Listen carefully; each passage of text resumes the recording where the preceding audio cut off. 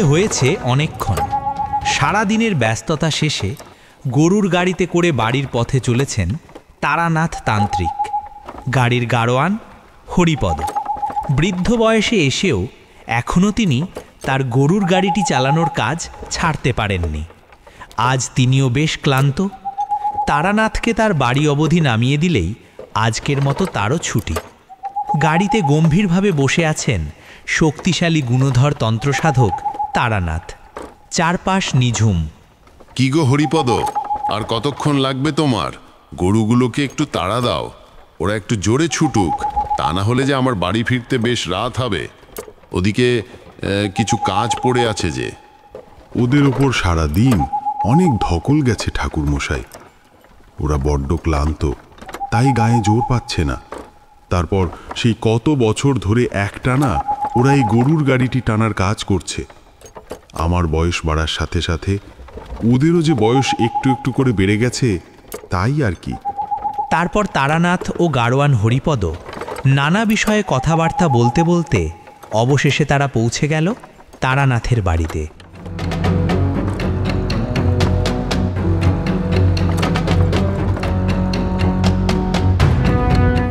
তারানাথ বাড়িতে এসেই বিছানায় বসে কিছুটা বিশ্রাম করতে লাগলেন। রাতের খাবারের কোনো প্রয়োজন নেই। সারাদিন তিনি ওর বাড়িতে কাজের দৌলাতে উদারপূর্তি করেই খেয়েছেন নানান পদের খাবার। তাই বেশ খোশ মেজাজেই তিনি বসে আছেন খাটের উপর। ইতিমধ্যে বেশ রাতও হয়েছে। রাতে তার আজ কোনো কাজ নেই, তাই তিনি ঘুমিয়ে পড়ার চিন্তাই করছেন মনে মনে। তখনই দরজায় টোকা পড়ল। ঠাকুর মশাই, ঠাকুর মশাই, দরজা খুলুন, দয়া করে দরজা খুলুন ঠাকুর মশাই। ও ঠাকুর মশাই! কি হয়েছে ভোলানাথ? এত রাতে তুমি আমার বাড়িতে? এসো এসো, ঘরের ভিতরে এসো, বাইরে দাঁড়িয়ে থাকার প্রয়োজন নেই, এসো।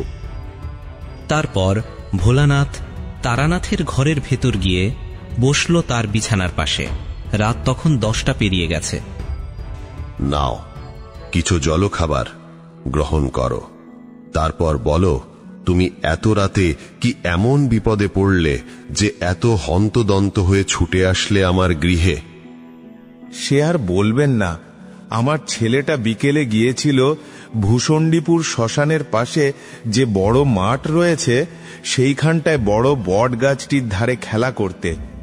দুপুরের ভাত খেয়েই তারপর সে বেরিয়েছিল। আমি কতবার করে বারণ করেছি আমাদের উঠোনেই বল খেলবি, কিন্তু সে আমার কথা কিছুতেই কানে তোলে না। ওর মাটা ওকে লাই দিয়ে দিয়ে একেবারে মাথায় তুলেছে।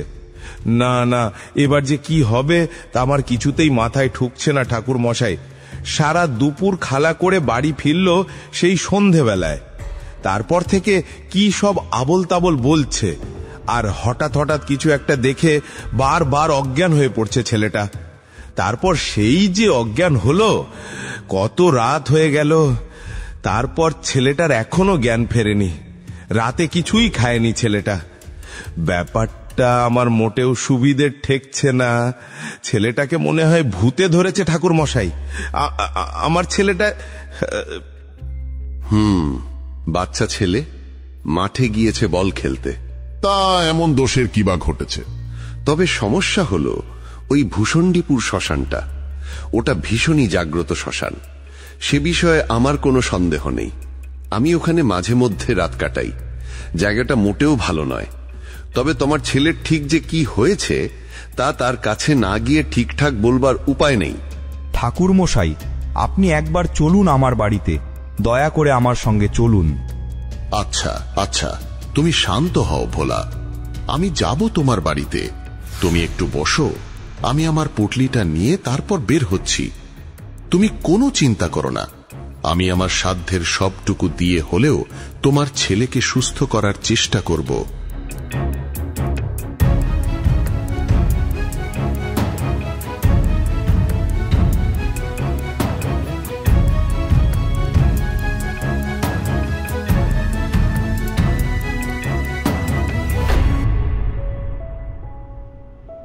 রাত তখন প্রায় 11টা ছাড়িয়ে গেছে। চারপাশ অন্ধকারে ঢেকে আছে নিগুড়ভাবে। তবে আকাশে চাঁদের আলো থাকায় পথ চলতে তেমন অসুবিধে হচ্ছে না তাদের। গ্রাম্য নির্জন পথের দুপাশে ঘন জঙ্গল, আর তারই মধ্যে দিয়ে তারানাথ তান্ত্রিককে সাথে নিয়ে ভোলা তার বাড়ির পথে হেঁটে চলল। বেশ কিছুক্ষণ হাঁটার পর তারানাথ ভোলাদের বাড়িতে এসে পৌঁছালো। তারানাথ তান্ত্রিককে দেখতে পেয়ে ভোলার বউ বিমলা ছুটে এলো ঘরের ভেতর থেকে। তার এক চোখে অশ্রু আর অন্য চোখে আশার আলো, তবে নিজেকে সামলে নিয়ে সে এসে দাঁড়ালো তাদের পাশে। ঠাকুর মশাই, আমার ছেলেটাকে বাঁচান, ও যে চোখ মেলছে না। সেই সারা সন্ধে ধরে কি সব আবল তাবল বলছিল, তার কোনো মাথা মুন্ডু আমরা কেউ বুঝতে পারছিলাম না। তবে এটা বুঝতে পেরেছি যে ও কিছু যেন একটা দেখতে পাচ্ছিল, কি যেন কালো অবয়ব, তারই কথা বলছিল বলে মনে হলো আমার। তারপর তাই দেখে বারবার চিৎকার করে অজ্ঞান হয়ে যাচ্ছিল ছেলেটা, আর এখন তো তার জ্ঞানই ফিরছে না। হায় হায়, আমার ছেলেটার কি হলো ঠাকুর মশাই? আহা, এত কথা বললে কি চলবে? ছেলেটা কোথায়? আর তাকে এক মুহূর্তের জন্য একা রাখা ভীষণ বিপদ ডেকে আনবে। বিমলা, তুমি ওর কাছ থেকে উঠলে কেন? আর ছেলেটাকে কোথায় শুইয়ে রেখেছ? তার কাছে আমাকে নিয়ে চলো। মাফ করবেন ঠাকুর মশাই, ও পাশের ঘরে বিছানায় ঘুমিয়ে আছে। তারপর তারানাথ, বিমলা ও ভোলা পাশের ঘরে গেল। বিজয় তখন অচেতন হয়ে শুয়ে আছে।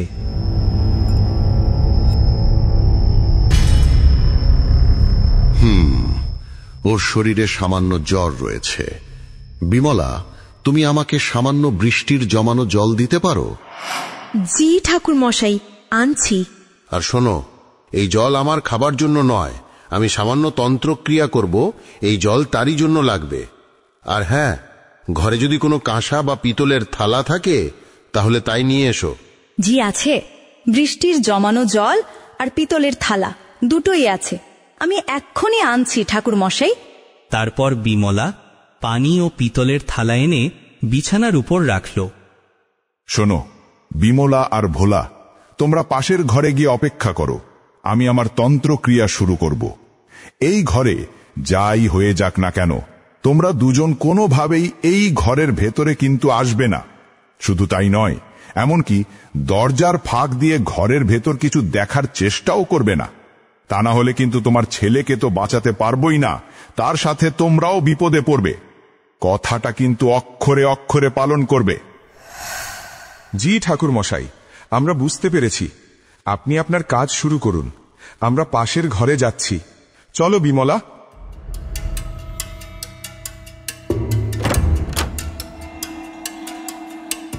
ঘরের দরজাটা শক্ত করে বন্ধ করে দিলেন তারানাথ। অন্ধকার আচ্ছন্ন ঘরের এক কোণে তিনি বসে পড়লেন গভীর ধ্যানমগ্ন হয়ে।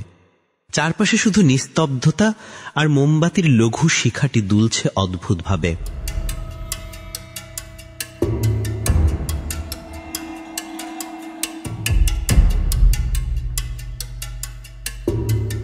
পিতলের একটি গামলায় সামান্য পানি ঢাললেন তিনি। তারপর চোখ বন্ধ করে মনঃসংযোগ করলেন। মুখে ফিসফিস করে উঠল শতাব্দী প্রাচীন এক শক্তিশালী মন্ত্র। তার কণ্ঠস্বর যেন প্রতিধ্বনিত হতে লাগলো ঘরের দেয়ালে। পুটলি থেকে বের করলেন আরেকটি পিতলের পাত্র। সেখান থেকে এক চিমটি রহস্যময় গুঁড়ো, যা রং ও গন্ধ অজানা। তারপর তা তিনি ছিটিয়ে দিলেন পানির ওপর। সঙ্গে সঙ্গে পানির রং বদলে গেল, কালো রং ধারণ করল। আর তার সাথে সাথে এক অদৃশ্য প্রেতাত্মার অদৃশ্য ভয়ানক কষ্ট মিশ্রিত চাপা আর্তনাদে ঘরটার বাতাস যেন হিমশীতল হয়ে এলো। তারপর হঠাৎ করেই মোমবাতির আলো নিভে গেল। তারপর তারানাথ চাপার স্বরে পড়তে লাগলো, ওম ঝটঝট ভস্ম ভব ভূত পিশাচ নাশম, দিগন্তে দাহ দেহে শান্তি, মন্ত্রে বড় রক্ষামহী। এভাবে নিজের শক্তি জাহির করে কোনো লাভ নেই তোর, তুই যেই হোস না কেন। আমার তন্ত্র শক্তির ক্রিয়া বন্ধ করার চেষ্টা তুই করতেই পারিস, কিন্তু তাতে তোর কোনো লাভ হবে না হে নরকবাসী পিশাচ। দেখা দে, দে দে। তারপরই ভয়ানক পিশাচটি তার উপস্থিতি জানান দিতে শুরু করল। পিতলের পাত্রের জলের উপরিভাগে একটা আলোড়ন শুরু হলো।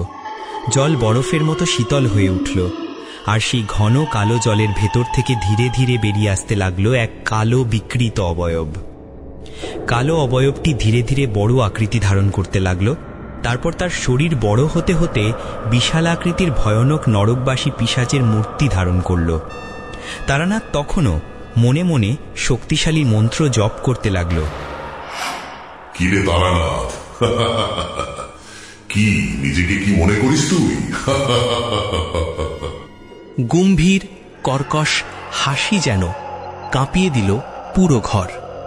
পাশের ঘরে থাকা বিমলা ও ভোলার কানেও পৌঁছালো সেই হাসির শব্দ।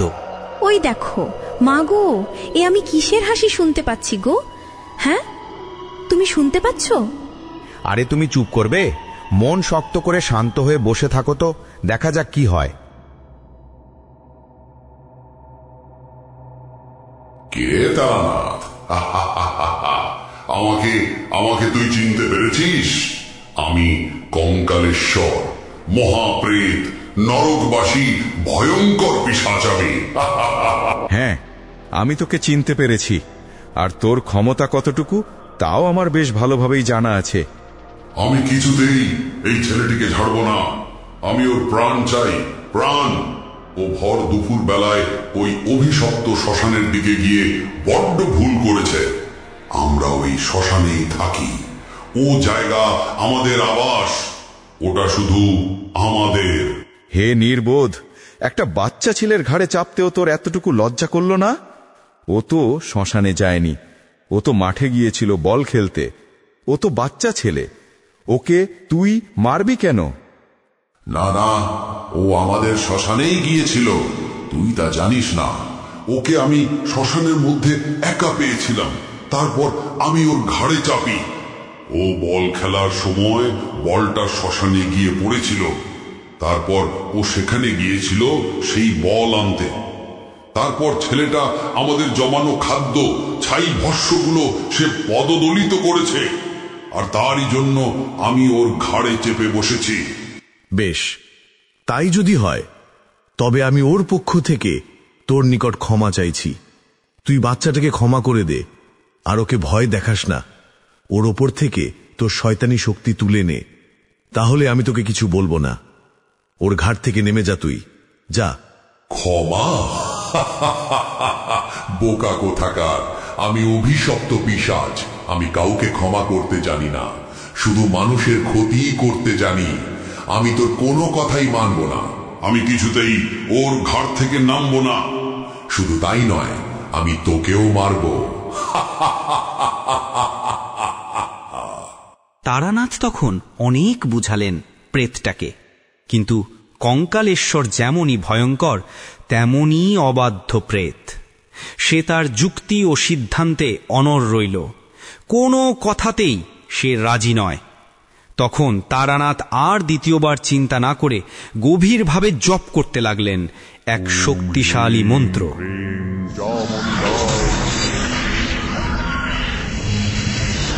জাদু শক্তির তীব্রতা ও তেজস্বী আলোর বিচ্ছুরণ ঘটল। আমাকে ছাড়, ছাড় আমাকে, আমি সহ্য করতে পারছি না। থাম, থাম তারানাথ।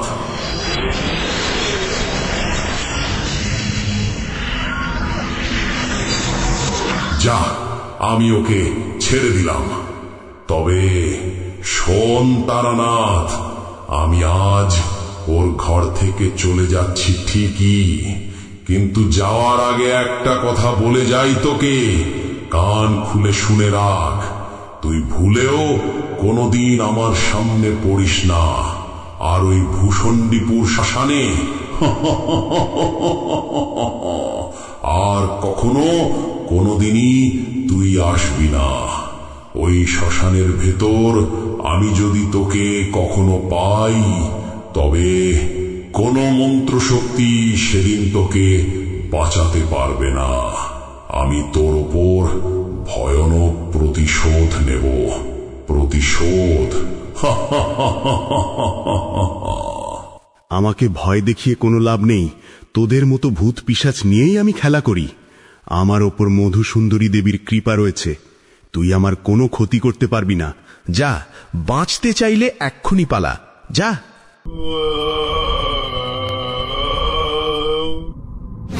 আমি তোর উপর ভয়ানক প্রতিশোধ নেব। প্রতিশোধ।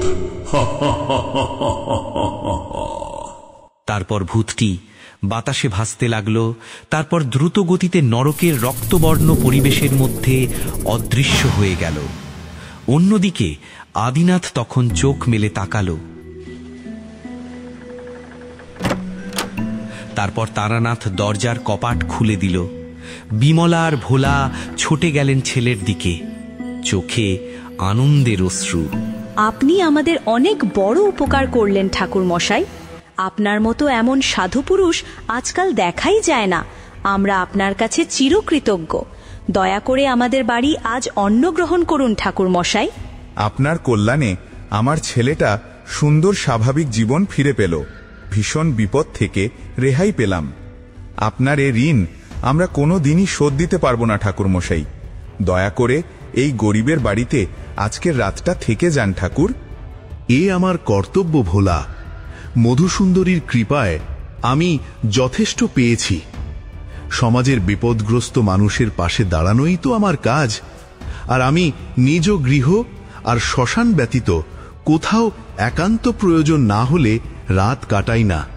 আমি সারা রাত নানা প্রকার সাধনা করি, তাই আমি ব্যস্ত। তবে যাবার আগে আপনার কাছে আরো একটা অনুরোধ করব ঠাকুর মশাই। হ্যাঁ, নিশ্চয়ই, বলো কি বলবে। আমি জানি ঠাকুর মশাই, ওই ভয়ঙ্কর প্রেত আমার ছেলের ঘাড় থেকে নেমেছে ঠিকই, কিন্তু ওই ভূষণ্ডীপুর শ্মশানটার যদি আপনি কোনো ব্যবস্থা করতে পারতেন তাহলে আমরা গ্রামবাসীরা সকলে বেঁচে যেতাম আর কি। সন্ধ্যের পর ওই শ্মশানের পাশ দিয়ে কেউ যেতেই পারে না। কত লোক যে ওখানে গিয়ে প্রাণ হারালো তা তো আপনিও জানেন ঠাকুর মশাই। যতক্ষণ আপনি আছেন ততক্ষণ অন্তত আমাদের কোনো ক্ষতি ওই প্রেতেরা করতে পারবে না, এ কথা ঠিক। কিন্তু যখন আপনি থাকবেন না তখন আমাদের কি হবে? তা বলছিলাম কি, আমি জানি আপনি মহাশক্তিধর তান্ত্রিক। যদি শ্মশানটার প্রেতগুলোকে তাড়াতে পারতেন তবে বড়ই কল্যাণ হতো। এটা আমাদের সকলের চাওয়া। হ্যাঁ, ঠিক কথাই বলেছ তুমি। আসলে সত্যি কথা বলতে কি, এই জগতে আপনা থেকে কোনো প্রেত, পিশাচ, হাকিনি ডাকিনি সহ কোনো অশুভ আত্মাই নিজে থেকে আসে না। হয়তো কোনো কালের পরিবর্তনে বা রাশিযোগের কারণে কিংবা কোনো তান্ত্রিকের তন্ত্রক্রিয়ার মাধ্যমে তাদেরকে এই পৃথিবীতে জাগ্রত করা হয়, যার সবকিছুই ওই সকল প্রেতগুলোর ইচ্ছা বাহিরেই ঘটে।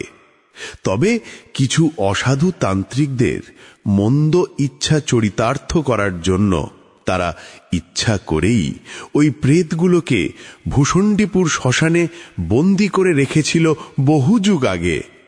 তবে আমার শক্তির সবটুকু দিয়ে হলেও আমি ওদের ধ্বংস করার চেষ্টা করব। তবে সফল না হলে আমার মৃত্যু অনিবার্য।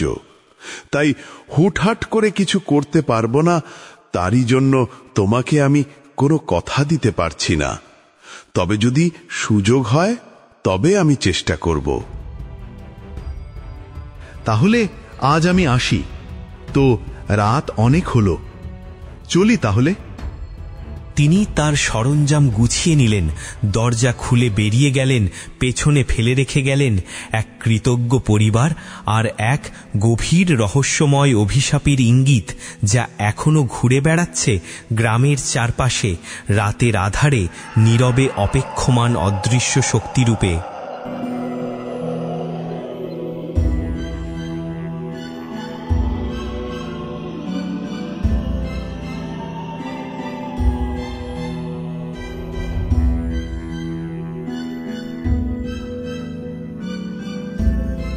তারানাথ বেশ কদিন ব্যস্ত থাকলেন নানা প্রকার কাজ ও দায়িত্ব নিয়ে।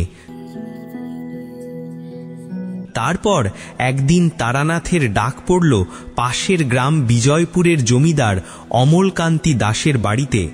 জমিদারের স্ত্রী পারমিতাকে ধরেছে ভূতে।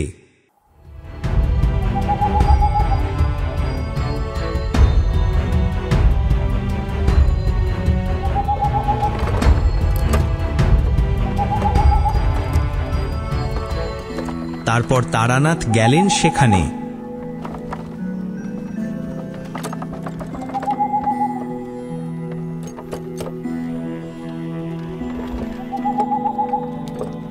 তারানাথ জমিদারের স্ত্রী পারমিতাকে পর্যবেক্ষণ করে দেখলেন যে তিনি এক ভয়ানক পিশাচ দ্বারা আক্রান্ত। তারানাথ বাবু, আপনি যে করে হোক আমার স্ত্রীকে সুস্থ করার ব্যবস্থা করেন দয়া করে। হ্যাঁ, নিশ্চয়ই।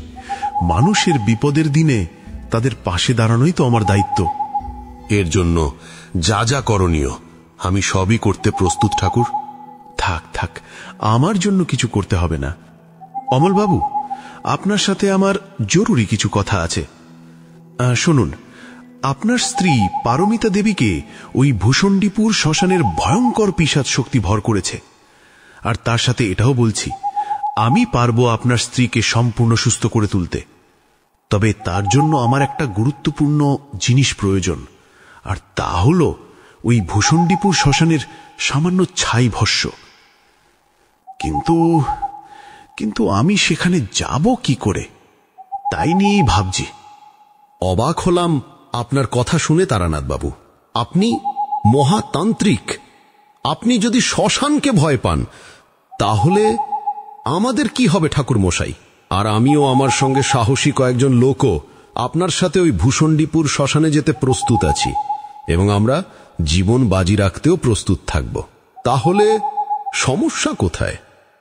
অমলবাবু, একটা কথা আপনাকে বলি যে আপনাদের মতো সাধারণ মানুষ প্রেত পিশাচদের কতটুকুই বা চেনেন আপনারা?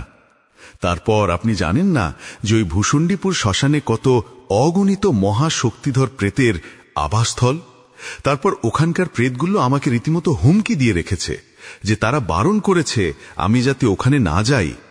আমি যদি সশরীরে ওখানে যাই তবে আমি নিশ্চিতভাবে আর প্রাণ নিয়ে ফিরতে পারবো না।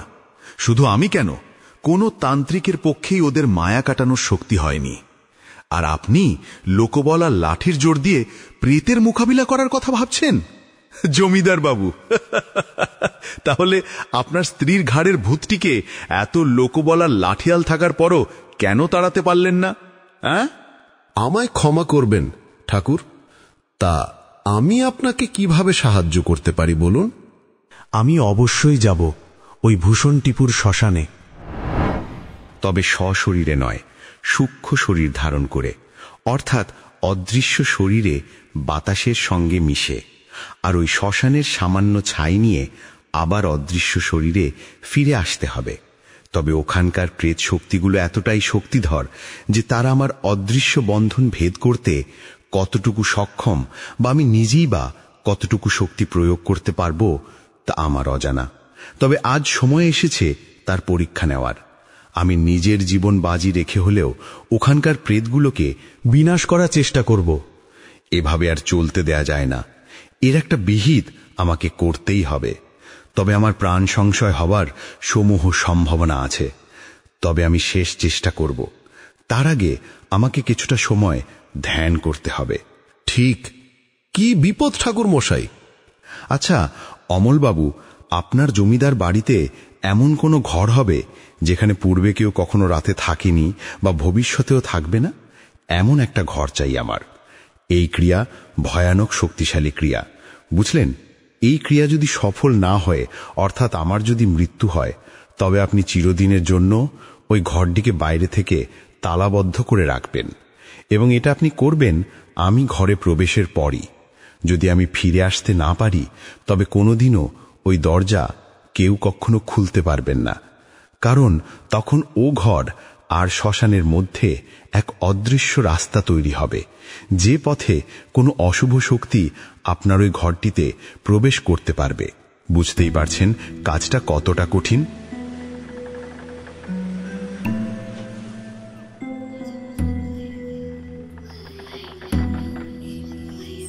এমন ঘর ঠিক নেই, তবে প্রয়োজন হলে আমার দোতলার একটি ঘর প্রায় পড়েই থাকে। বলতে গেলে সেখানে তেমন কেউ থাকে না। আমি আশা করব আপনি সফল হবেন। তবে যদি কোনো বিপদ হয়েই যায়, তবে আমি আপনার কথা মতো সেই ঘরটিকে তালাবদ্ধ করে রাখব ঠাকুর। জমিদার গিন্নির শারীরিক অবস্থা সময়ের সাথে সাথে ভীষণই খারাপ হতে শুরু করল।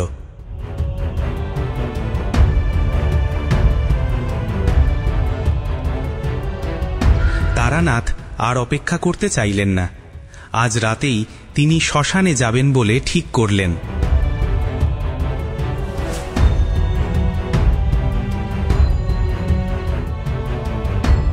তাহলে ঘরের তালা বন্ধ করে দিন, আমি এখনই ঘরে প্রবেশ করব আমার ক্রিয়া করার জন্যে।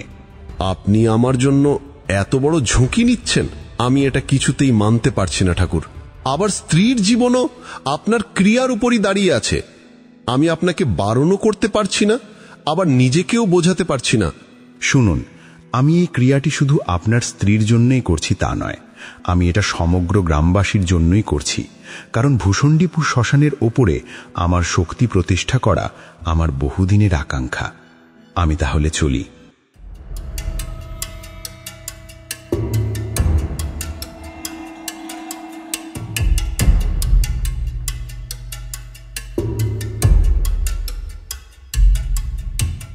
তারপর তারানাথ জমিদার বাড়ির একটি বন্ধ কক্ষে বসে গভীর ধ্যান করলেন।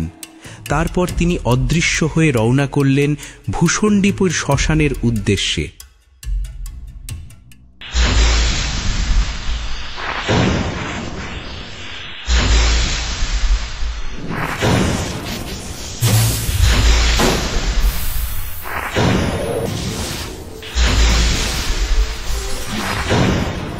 বাতাসের মধ্যে থেকে উদয় হল তারানাথ তান্ত্রিক। সে হাঁটতে লাগলো শ্মশানের মধ্য দিয়ে। হঠাৎই তার পেছন থেকে ভেসে এলো একটা কণ্ঠস্বর। কিরে তারানাথ, তোকে না বারণ করেছিলাম এই ভূষণ্ডীপুর শ্মশানের ধারেও না আসতে? তারপর এত রাতে সেই শ্মশানের মধ্যে তুই আসলি কেমন করে? বুঝেছি, আমি ঠিকই বুঝতে পেরেছি। তুই তোর জাদু শক্তি ব্যবহার করে সূক্ষ্ম শরীর ধারণ করে অদৃশ্যমান অবয়বে তুই এখানে এসেছিস। ভেবেছিস আমরা তোর সূক্ষ্ম শরীর দেখতে পাবো না? মনে আছে তোর আমি তোকে কি বলেছিলাম? তোর মনে পড়ে সে কথা? তোকে তোর শাস্তি পেতেই হবে।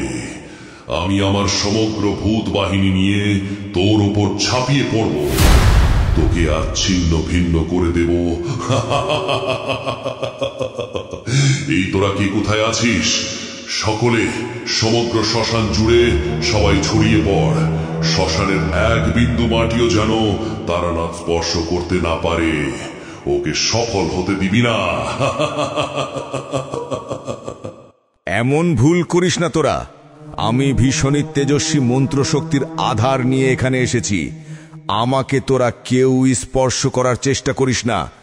যদি তোরা আমার পথ থেকে সরে না যাস, তবে তোদের সকলকে ধ্বংস করে দেব আমি। খবরদার, খবরদার, আমাকে স্পর্শ করবি না। তবে তাই হোক।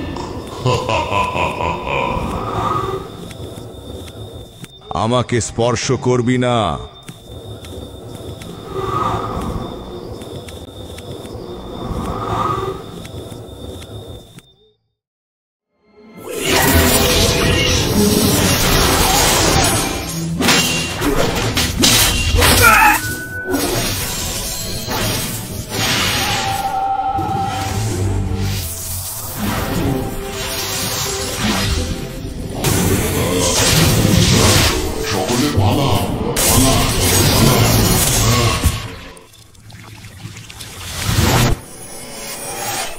তারপর তারানাথ পিশাচগুলোকে পরাস্ত করে বিপুল শক্তিতে ফিরে এলেন সেই ঘরটিতে।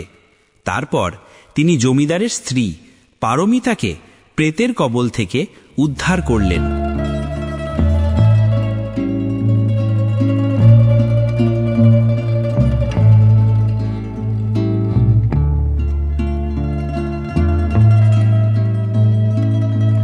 তিনি সম্পূর্ণ সুস্থ ও স্বাভাবিক হলেন।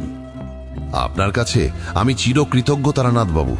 তবে আপনি এমন কঠিন কাজটি কিভাবে করলেন ঠাকুর?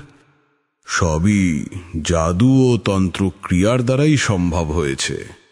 তবে আমি এবার কোনো শুভ শক্তি ব্যবহার করিনি। অশুভ শক্তি দিয়েই অশুভকে তাড়ানোর বিশেষ বিদ্যা ব্যবহার করেছি মাত্র।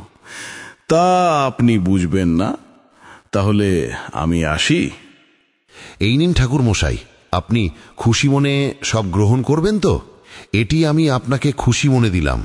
আশা করি আপনি খুশি হবেন। আর আপনার এই ক্রিয়া ও তেজস্বী শক্তির কথা আমি কখনো ভুলব না ঠাকুর। আর আপনার জন্য আমার এই গৃহদ্বার সব সময় খোলা রইল। আপনি আবার আসবেন তো আমার বাড়িতে? হ্যাঁ, আমি আপনার আতিথেয়তায় ভীষণ খুশি হয়েছি। আর সময় সুযোগ হলে নিশ্চয়ই আসব আপনার বাড়িতে। তবে আমি কখনো কোনো কাজের পারিশ্রমিক গ্রহণ করি না। এতে তন্ত্রশক্তির তেজ কমে যায়। তবে কেউ যদি সত্যি খুশি মনে কিছু দেয়, তা গ্রহণ করতে আপত্তি কোথায়? আর হ্যাঁ, আমি আপনার জন্য আমার বিশেষ ঘোড়ার গাড়ির ব্যবস্থা করেছি ঠাকুর মশাই। বেশ, আমি চলি। তারপর তারানাথ বাড়ির দিকে পা বাড়াল। রাত তখন প্রায় শেষের পথে। আকাশে পূর্ণিমার চাঁদ আর মৃদু মন্দ বাতাসে মনে এক বিশেষ প্রশান্তি নিয়ে তারানাথ বাড়িতে পৌঁছে গেল।